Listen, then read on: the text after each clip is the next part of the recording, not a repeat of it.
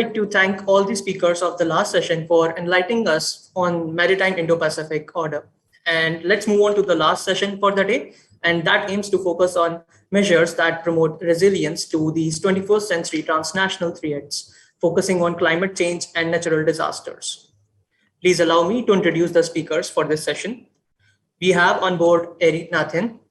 Eric Nathan is Indo-Pacific Regional Coordinator at the US Embassy in Colombo, where he coordinates development of Indo-Pacific strategy activities in South Asia.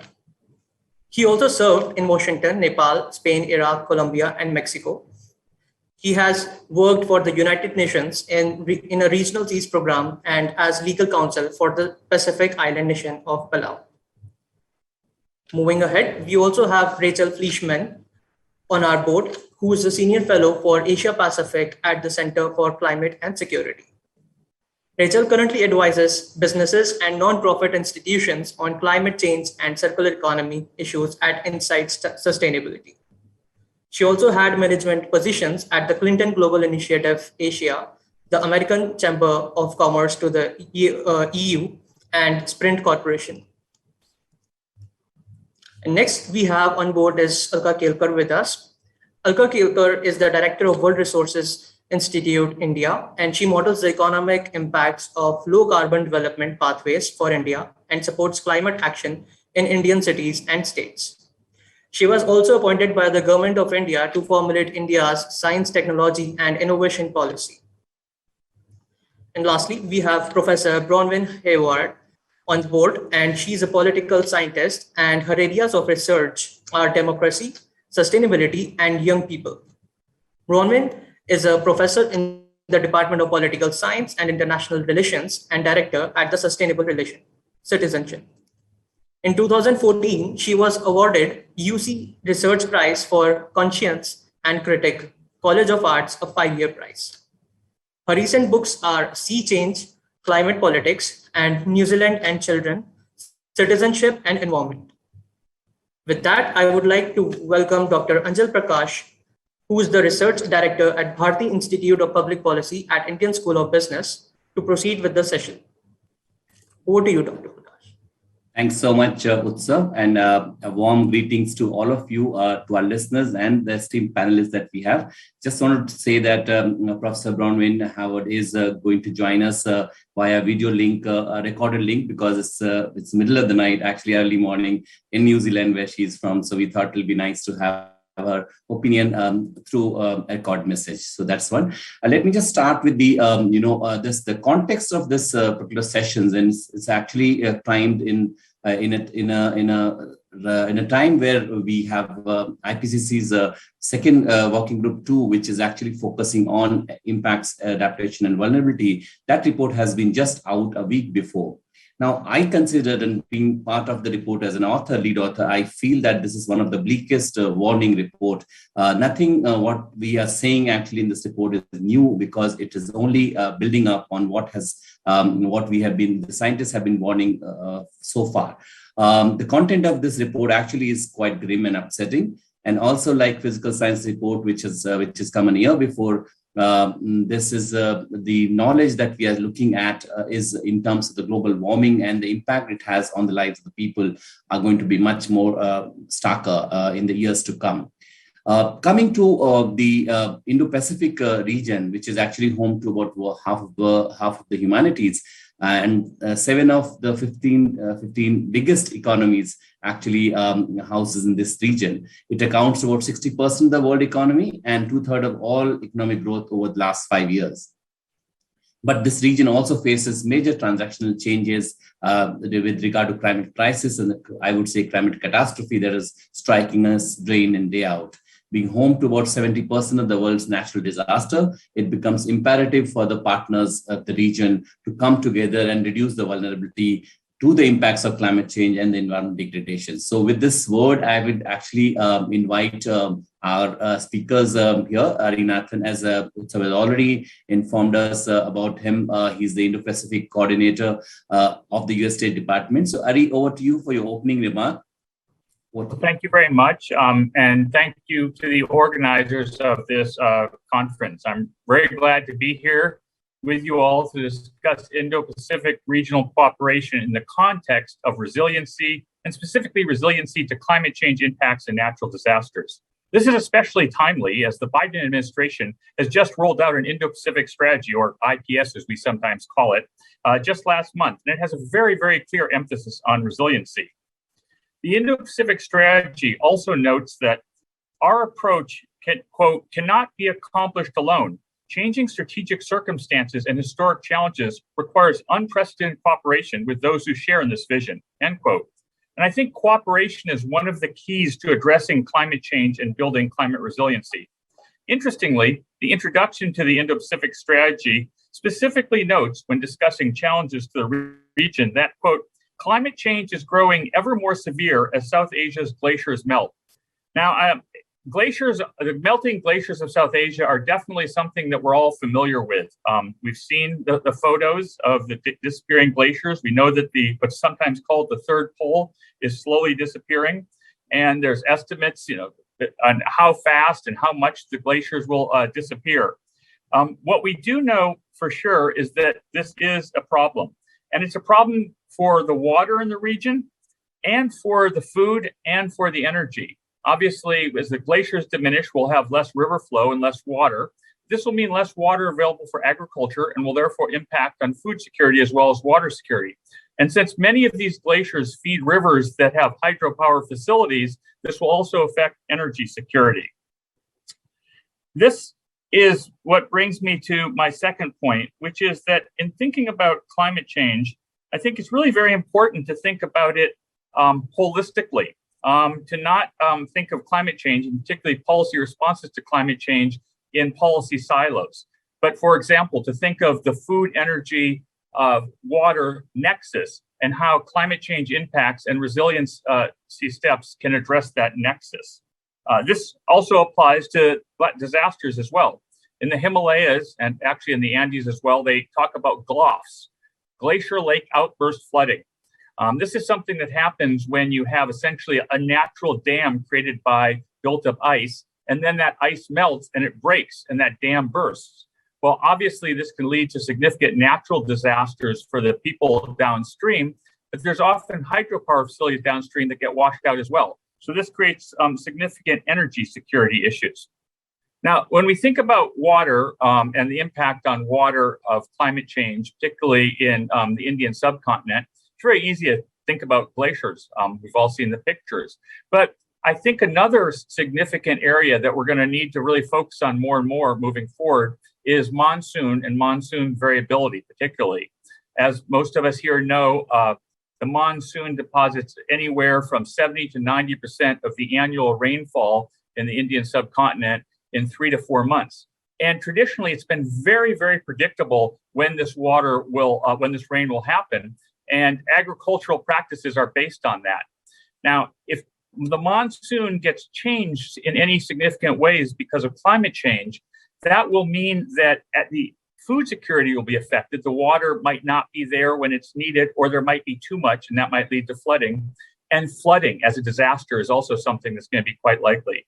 So I think that monsoon variability is an aspect of water security and food security that is going to have to be looked at fairly closely.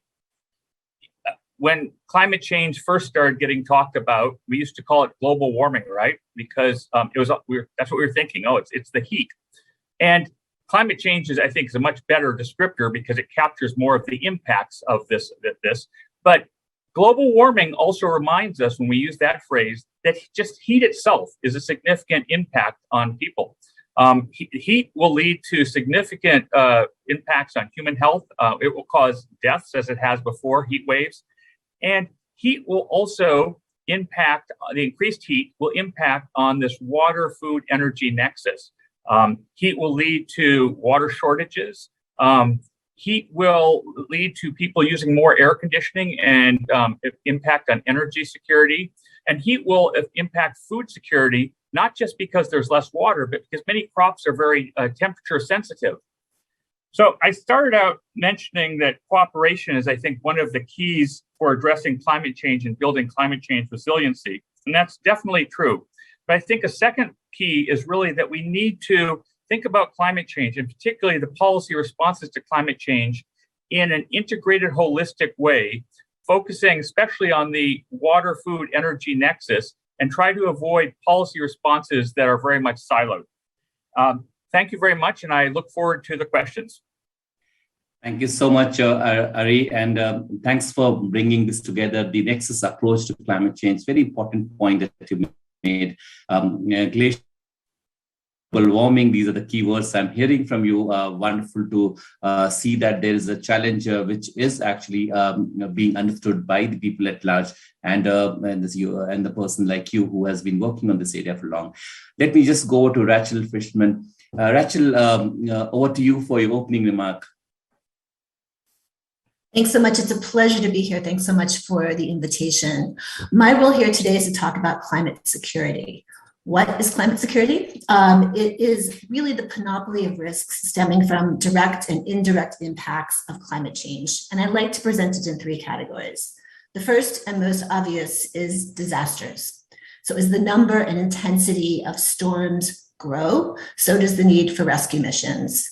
More and more militaries are creating dedicated forces just for this purpose. In fact, the Indian National Defense Force has been around since 2005. Japan's been sending forces abroad to help its neighbors since the 90s. The Sri Lankans have been doing so for about 10 years as well. It's a mission that's not going away. Secondly, for militaries, it's about maintaining operational readiness. Militaries cannot risk being stranded assets. Military bases are like cities, so docks and airstrips flood. Power systems can be overwhelmed. Heat affects the ability of soldiers to train, etc. So militaries need to be ready to go whenever the need is there. Third, and perhaps most complex but interesting, is the climate's role as a threat multiplier. Climate change exacerbates the factors that spark societal tensions, environmentally induced migration, state fragility, and conflict. In terms of examples, you don't have to look too far. Look at the existing water tensions between India and Pakistan, or even among Indian states. Think about the disputed global commons, the South China Sea, where China is solidifying its claims of control for sea lines of communication. It's building up military assets on contested islands. And the resources at stake include subsea minerals worth trillions of US dollars, oil and gas, but also fish. And then there's been more about disputed fish stocks and disputes over who has access to them in the news in the last couple of years. Sea level rise, global warming, ocean warming, and acidification will make these issues more complicated. Climate also induces migration as rural farmlands become too arid and too dry. Those farm families move towards the city. And this has been happening for a while as well. Between 2011 and 2016, 9 million Indians migrated from poorer northern states to the more economically prosperous southern ones, which put a strain on already existing resources in those cities. And heightened tensions between people of different ethnic groups. It's a tough situation to govern. Now, the latest IPCC report that has already been referenced talks about South Asia as a global hotspot for both climate change and climate security risk. Why? Because South Asia has, unfortunately, all the key vulnerability factors: poverty, governance challenges, limited access to basic services and resources, and significant populations with climate-sensitive livelihoods like smallholder farmers, fishing communities, and pastoralists. What we need to do is, as Ari has already suggested, is take a much more holistic approach to use what we now know about predicting climate impacts as well as predicting security issues, and take a defense, development, and diplomacy approach to anticipating and mitigating those risks. Thanks so much. Thanks, Rachel. Climate change is a stress multiplier, as you said. I couldn't agree more with you. And also that the recent IPCC report is telling us that the hotspot of the region is where we are speaking from. So thank you so much. Let me just cross over to Dr. Ulka Kelkar. She's the director of World Resources Institute. Ulka, over to you for your opening remark. Thank you very much, Angel, and thanks very much to the organizers for inviting me to speak in this event. I'll start by mentioning a couple of points of context. You spoke about the new IPCC report, and one of the aspects that the IPCC report emphasizes is the risk of compound and cascading effects. So it's not just one impact, one extreme event, but a chain of these. And our region, the Indo-Pacific region, is certainly very vulnerable to these compound, cascading, and indeed transboundary risks. The second important point of context that I wanted to mention is that during COVID, when climate disasters hit the countries of the region, there was a very direct impact on the domestic finance or domestic budgetary spending on adaptation and resilience building. Fiji, for example, had reduced or had to reduce its budget, its domestic budget on adaptation and resilience by 40% in 2020 compared to the previous year. And there was a similar decline in 2021. Indonesia, for example, cut its domestic budget spending on resilience and adaptation by 20%. And this is while, for example, Fiji was hit by Cyclone Yas, and the pandemic, of course, was a problem. So one of the things that is happening is that some of the more vulnerable countries in this region are falling deeper into what is being called and acknowledged as climate debt. They're becoming doubly impacted by the pandemic, by climate disasters, and the fact that climate finance that is coming to them is in the form of loans rather than grants. So this is really the backdrop against which we need to discuss regional cooperation. 2 points on what India can learn from this region.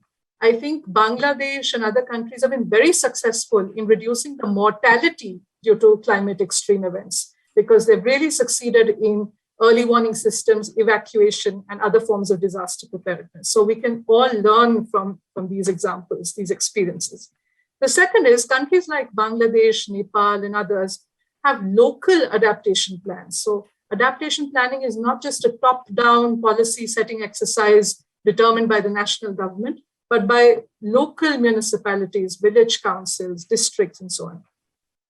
What can India do in leading efforts around regional cooperation and bring together countries of the region? I think just as a few years ago, India introduced this concept called the International Solar Alliance. Similarly, in the last few years, we are seeing a lot of discussion about the Coalition for Disaster Resilient Infrastructure. And this is really crucial because the economies of this region are booming, they're urbanizing, their populations are growing, and a lot of infrastructure is being created. Transport infrastructure, energy infrastructure, all of this needs to be itself resilient to climate disasters. And the second point that India can take a lead on is this whole issue of insurance. Typically, insurance provides a very useful way to prepare and bounce back from the risks of climate change. However, the kinds of risks that we're talking about, remember the compound, cascading, and transboundary impacts, it's going to be very difficult for a region or a country to bounce back unless there is insurance or risk pooling over the larger region. And here the countries of the region can actually come together and create a kind of regional insurance pool in a way that if one particular country or region or sector gets hit by a particular kind of disaster, the risk can be diversified against other sectors, other parts of that region. So this is something that complements the Coalition for Disaster Resilient Infrastructure. It's something that brings together country economies, private sector banks, private sector insurance companies, as well as multilateral agencies who provide the backing for the reinsurance that something of this magnitude requires. So let me end with that, and happy to answer more questions in the next round. Thanks, Sulka. Compounding and cascading impact of disaster and the local level planning that I hear from you is wonderful interjections and contribution to the issue that we're discussing at this moment. Let me cross over to Professor Brownwin Howard's recorded message. Actually, I had picked up an earlier conversation with her. I started asking her what are the key points. She's a fellow IPCC lead author. And I asked her, what are the key points from the IPCC report that is actually impacting the Indo-Pacific region? So listen to her recorded message. Over to Prashant. Please play the recorded message from.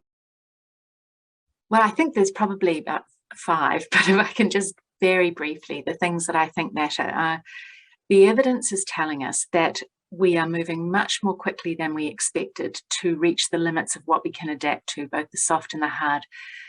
And that's partly because we have a lot more evidence now about the impacts, but we only need to see the effects of compounding and cascading disasters that we're seeing. Here in Australasia at the moment, there are 500,000 people being evacuated yesterday from large floods, but we've seen the cyclones, the issues of air pollution combining with heat, creating very toxic and dangerous conditions.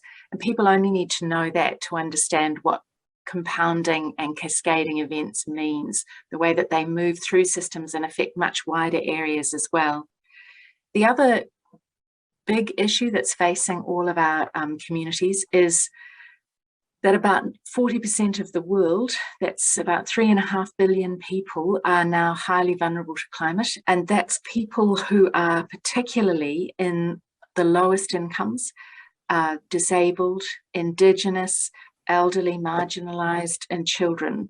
And so while this has got a particular focus in Asia and Africa and Central and South America, it's also within cities. And of course here for the small island states in the Pacific where I am. We also need to think about taking action immediately and building for the future. So there are two sets of problems. There are problems from the legacy of cities that are already established that have not built for the new kinds of risks. And then with this massive urbanization that we're experiencing and going to experience in the next 20 years, we need to be ensuring that we are preparing and building in for these higher climate risks. But it's not just our kind of seawalls and the hard infrastructure. It's thinking about both the green infrastructure, the working with nature and environment, but that has limits. Once our temperatures get over 1.5 degrees, we are really all in this region facing really significant limitations on what we can do with our green nature solutions. So also our underlying social infrastructure, our social income, our education and our health systems are critical, and they're tested already to the limit.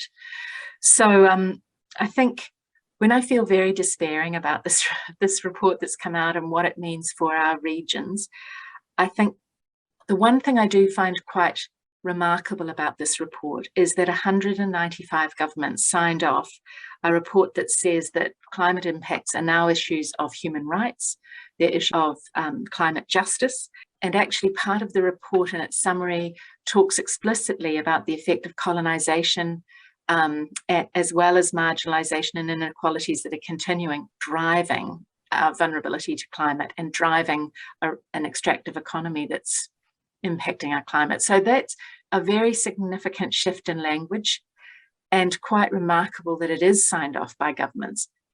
Now it doesn't mean that they're necessarily going to take action, but it is a line in the sand for actually now holding governments to account, and what we do next matters. So while it's a very, very tough situation, there is some significant shift, I think, in the international community around this. Well, one of the key messages that came out of the report is that for climate resilient development, we need both mitigation and adaptation actions for sustainable development. But those actions need to be taken equitably and with justice. And that's not just justice and equity within countries in terms of ensuring all voices are heard, but a fairness and an equity in terms of just contributions and finance. And the report is very clear that the international community needs to be supporting a lot more finance. We may only have really about less than a quarter of the finance that we need for adaptation, and that needs to be increased dramatically alongside the finance and emphasis on mitigation. So curbing the problem but protecting people is equally important. And I think that that is a very big challenge to the wider international community. But there are some solidarities that can be found by the justice claims and concerns of small island states, of large nations like India and Australia. It will be very interesting to see how politics of this plays out. The IPCC can only present the evidence about the risks, and they are certainly strong. Cities are really a crucible of risk. Many are exposed to sea level rise and inundation. We've got serious problems of cyclones, and I've talked about the compounding risk. But in alliance together with a real focus on international finance, we could make a very significant difference, but we need to start immediately and do it within the next 10 years. I think that India is really showing how the debates for justice and thinking about historical contributions and future growth, key issues that need to be managed carefully and recognised. And I think that it is important that we unlock the debate that is happening politically to actually focus on there are legitimate risks and legitimate historical grievances that have caused the situation that we're in. We need to address those. We also need to face the huge growth of risk and exposure that is to come in this region. So dealing both with the past legacies and planning for the future are both critical, I think. Professor Hayward was talking about the climate justice framework and also looking at how climate justice framework works within the what we call the climate resilient development pathways, and how does that intersect for a better water security, security use of climate change, as well as looking at how we can safeguard, especially people who are poor and marginalized in our region. Interesting conversation indeed. Let me just cross over, and I see that a lot of questions are pouring in, so I'll be keeping the next round very brief.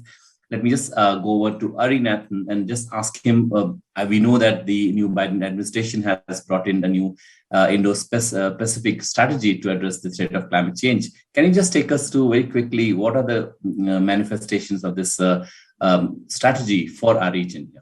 Over to you, Ali. Well, thank you very much for that excellent question.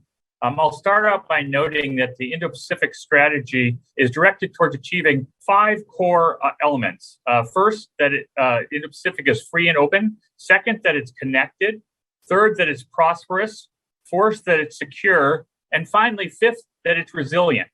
Now, all 5 of these core elements do relate to climate change. We've already heard some discussion about how security and prosperity relate to climate change. They all relate to it. But it's really that 5th element, resiliency, that is the most key relationship between the Indo-Pacific strategy and the impact of climate change. In fact, the Indo-Pacific strategy specifically discusses the need to, quote, build regional resilience to 21st century transnational threats, and recognizes that the Indo-Pacific is, quote, the epicenter of the climate crisis, but is also essential to climate solutions. Under the Indo-Pacific strategy, the United States notes that it will work with partners to develop 2030 and 2050 targets, strategies, plans, and policies consistent with limiting the global temperature increase to 1.5 degrees Celsius. It also notes that the work will require urging the PRC to commit and implement actions in line with the level of ambition required to limit warming to 1.5 degrees Celsius.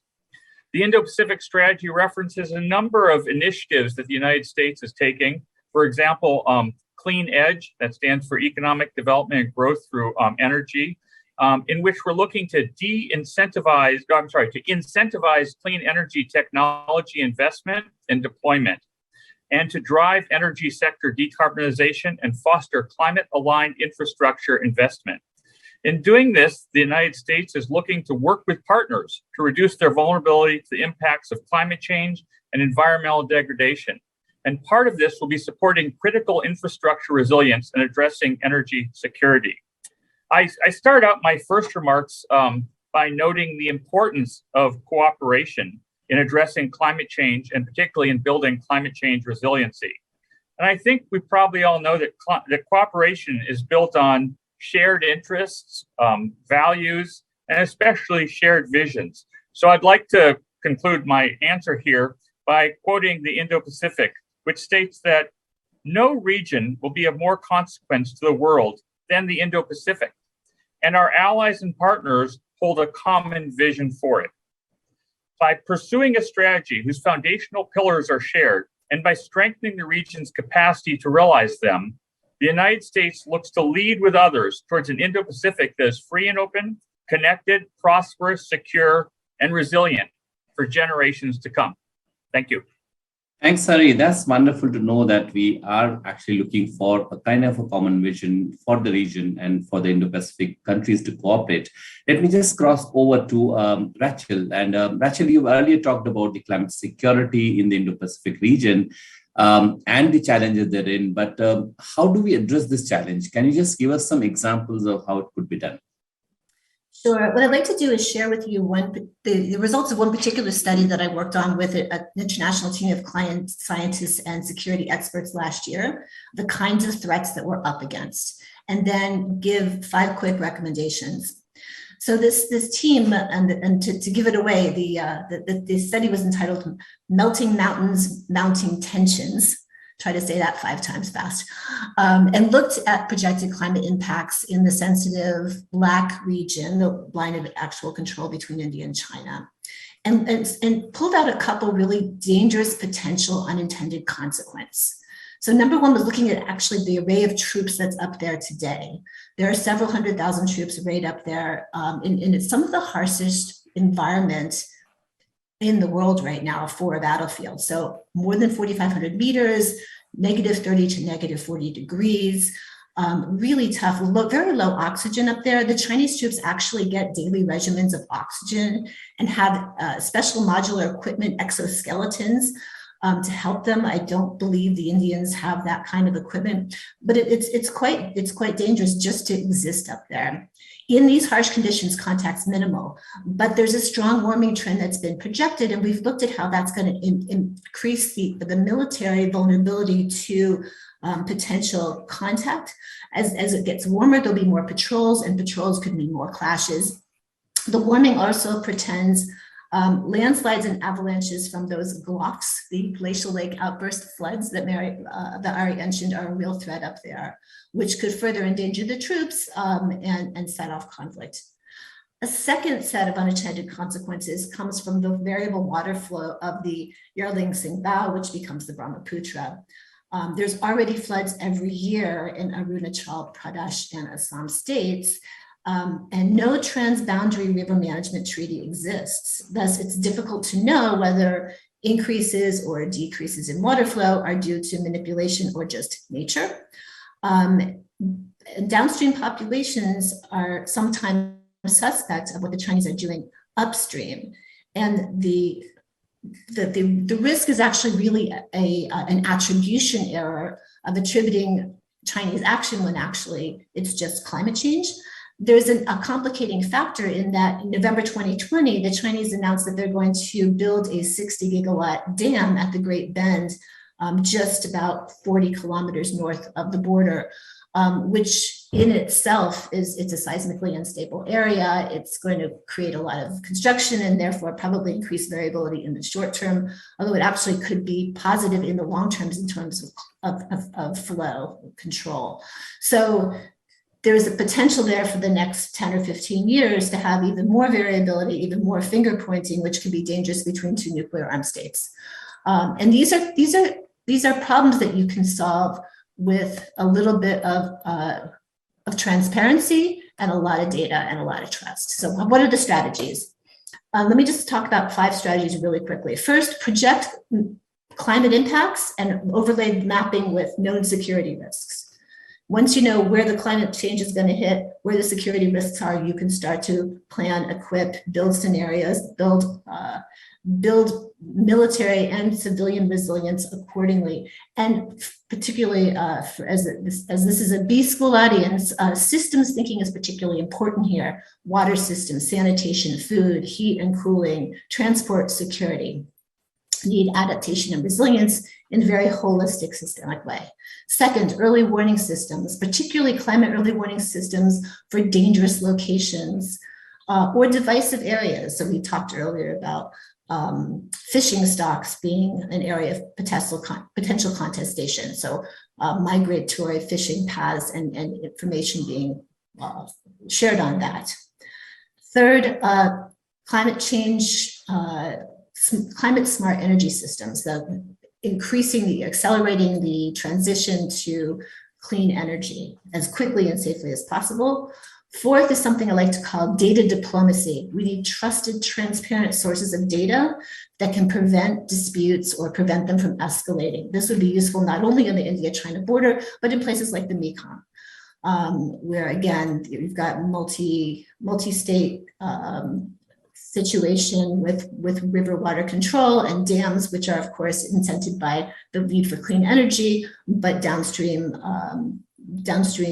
countries that are sort of beholden to upstream countries. And finally, climate justice. And I think that was very well and eloquently addressed by our previous speakers. So I will stop there. Thanks so much, Rachel. Very important points that you made it, and I'll not, we can take this forward because I see similar questions coming. So I'll look forward to also discussing this further. But let me just cross over to Ulka. Ulka, you earlier talked about India's contribution to combating climate change in the Indo-Pacific region, but we also know that there is a clear north-south divide in terms of the historical justice or injustice that we have been subjected to, or equitable climate space. What are your thoughts on this? How do we look at it? Thanks, Angela. I think I'd like to speak a little bit more about the fact that many of the climate vulnerable countries in the Indo-Pacific region who have been, as you said, the least in terms of contributing to the problem are the most vulnerable. So I think what India could do really is to elevate their message on loss and damage. By loss and damage, we mean loss of lives and damage to property that is already occurring at 1.1 degrees Celsius of global warming. And that the difference between 1.5 degrees Celsius and 2 degrees Celsius can be a matter of survival for some of these most vulnerable countries. So I think as India takes on its presidency of the G20 this December, it can certainly do a lot to express solidarity with the most climate vulnerable countries. The second aspect I would talk about is that of subnational cooperation.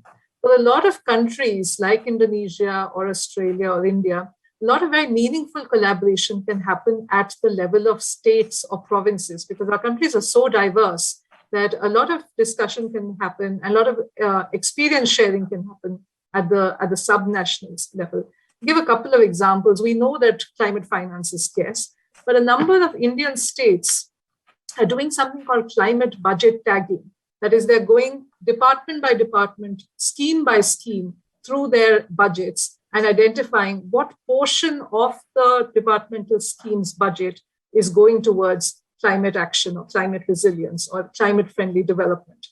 Another example, I think Ari spoke about heat stress. So many states in India have made state heat adaptation plans or city heat action plans. That's also something that there can be a lot of collaboration on at the subnational scale. But the last point that I'd like to emphasize is taking from Rachel's point about climate resilient energy infrastructure. I think as we get into scaling up renewable electricity, the importance of a flexible and robust electricity grid is going to become more and more crucial. In Europe, we've seen how Norway acts as a giant battery for Germany. In this region also, we need to think about a regional electricity grid. And India's initiative of One Sun, One World, One Grid is a step in that direction. But we need to make it climate resilient. We need to focus on decentralized applications of renewable energy, particularly in rural areas. And we need to explicitly train and create jobs, good quality jobs for women and women-led enterprises. So that's something that I would bring back to the aspect of just transition, which is not just about creating infrastructure or creating new economic opportunities, but doing so in a way that empowers the most vulnerable communities. Thanks. Thanks, Ulka, for giving us the framework of just transitions. And as we unfold this from Indian perspective, I think that's a very important point. Questions are actually pouring in, and I'll, in the interest of time, we have only about 10 minutes now, but I'll just try and pick up at least one or two questions from here. Mr. Syed Rabet, he's asking about the efficacy of carbon sequestration. Anybody who wants to pick it up? What are the efficacies of carbon sequestration? Rachel, yes, over to you. So I'm not an expert in carbon sequestration, but I do look at carbon tech as one of the jobs that I do is evaluating new emerging carbon tech, and it is becoming an increasingly viable strategy. Certainly, I think there's growing consensus that we're going to need carbon sequestration to achieve our goals. There's no way around it. We're going to have to figure this out. There's already companies making products out of captured carbon. Right now, it's not very energy efficient, therefore financially efficient, but that's going to have to happen. But I think like distributed renewable energies and distributed microgrid technologies, the opportunities I think are going to be in the distributed area. So it won't be just the big oil and gas companies that are investing in this, but how this can be done on a more localized basis. And that's an area where I think India could play very, very strongly. Thanks. Ari, the next question suits very well for you. So let me just pose this. This is from Satyendra Sarangi, and he's asking about the carbon budget to deal with climate change, especially the disaster situations and early warning systems and dissemination systems. So your views on how do we look at it? I'm sorry, did you say the budget? Yes, the climate budget to deal with the climate disasters. So how do we build up the budget? How do we look at the early warning systems and dissemination system, looking at the resources that we have? And probably sometime if you look at it from the countries of the global south, we definitely have, as Ulka was saying, much meager resource than the things. So how do we look at the budgeting part, from that perspective? I think the budgeting aspect of this is going to be highly distributed. Since the early warning systems was something that was asked about, I'll mention that in South Asia, we have something called EC Mode.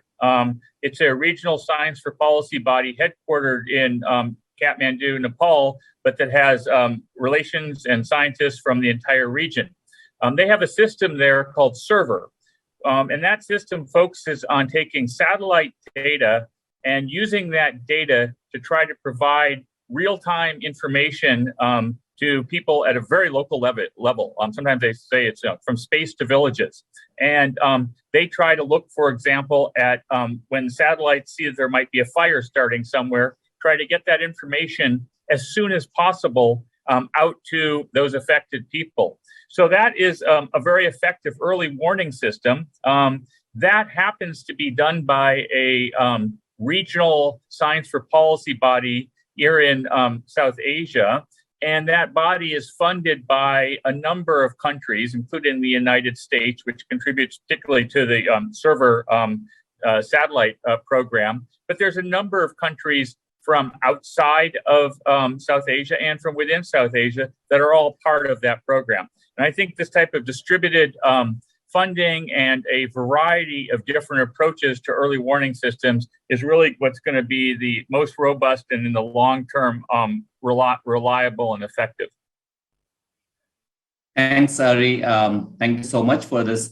Ulka, I have a question from who's Harsha Bhargavi is asking this question, and she's asking about how do we look at our preparation, especially the preparedness in terms of when the climate catastrophe strike, and she's giving an example of heat waves impacting daily wage earners and agricultural laborers. So your views on this? I mean, that's really the crux of the matter, isn't it? I think it's only growing the kinds of impacts that are being felt.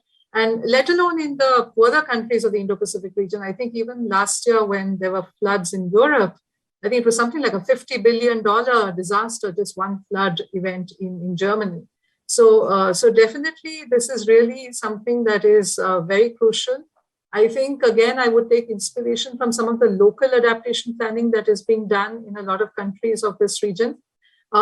It requires communities to be part of any kinds of interventions that are being designed and implemented.